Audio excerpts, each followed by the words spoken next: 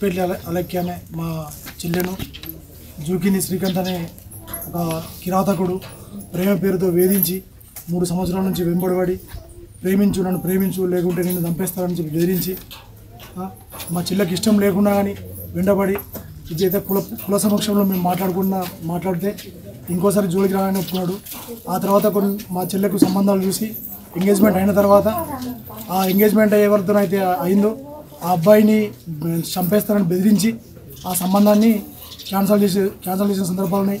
ఆ క్యాన్సల్ చేసిన క్రమంలో పోలీస్ స్టేషన్లో ఫిర్యాదు చేసినాము.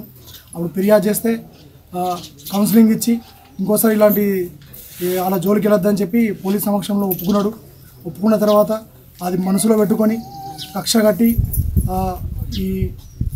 ఈ హత్యకు పాల్పడ్డటువంటి వాడిని శ్రీకాంత్ను వాడి కుటుంబాన్ని వాడికి సహకరించిన ఎవరైనా సరే వాళ్ళందరికీ కఠినమైన శిక్ష వేయాలని మేము కోరుకుంటున్నాం. అబ్బాయి ఆమెను హత్య చేయడాన్ని తీవ్రంగా ఖండిస్తూ అతన్ని కఠినంగా శిక్షించాలని ప్రగతిశీల మహిళా సంఘం తరఫున డిమాండ్ చేస్తున్నాం. ఈరోజు ప్రేమించడం అనేది తప్పు కాదు, కానీ ప్రేమ పేరుతోనే ఆమె వెంటబడి దాదాపు 5-6 సంవత్సరాలు ప్రేమ పేరుతో మభ్యపెట్టి ఆమెను వెంబడించి ఆమెను హత్య చేయడానికి పూనుకున్న శ్రీకాంత్ను కఠినంగా శిక్షించాలి.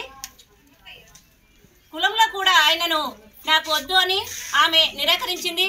ఆ ప్రేమ వద్దు, అతను వద్దు, మా తల్లిదండ్రులు చేసిన పెళ్ళే నేను చేసుకుంటానని చెప్పినప్పటికీ ఆమెను వెంటాడుతూను ఆమెను ఎప్పుడు కూడా కనిపెడుతూ ఆమెను చంపడానికి ఒక ఆయుధం కూడా తయారు చేసుకొని శ్రీకాంత్ అనే వ్యక్తి ఆమెను రోజు కూడా కనిపెడుతూ ఉండి వెంబడిస్తూ ఆమెను పట్టబగలే నడి రోడ్డు పైన ఖానాపూర్ పట్టణంలో సభ్య సమాజం సిగ్గుపడేలా ఆమెను హత్య చేయడాన్ని మేము తీవ్రంగా ఖండిస్తున్నాము. ఆయనను కఠినంగా శిక్షించాలని పోలీసు వైఫల్యం కూడా ఉంది. పోలీస్ స్టేషన్కి వెళ్ళి కౌన్సిలింగ్ కూడా ఇవ్వడం జరిగినప్పటికీ మరి పోలీసు వాళ్ళు కూడా అతని పైన నిఘా పెట్టలేదు. అతను రోజు తిరుగుతున్నప్పుడు కూడా మరి అతను ఎందుకు ఇవాళ తల్లడిల్లిపోతున్నటువంటి పరిస్థితి ఉంది. అందుకే పోలీసుల అధికారులను మరొక్కసారి కోరుతా ఉన్నాం, వెంటనే ఆ కుటుంబంలో ఉన్నటువంటి ఎవరైతే ఉన్నారో తల్లిని కొడుకుని ఇద్దరిని వెంటనే అరెస్ట్ చేయాలి.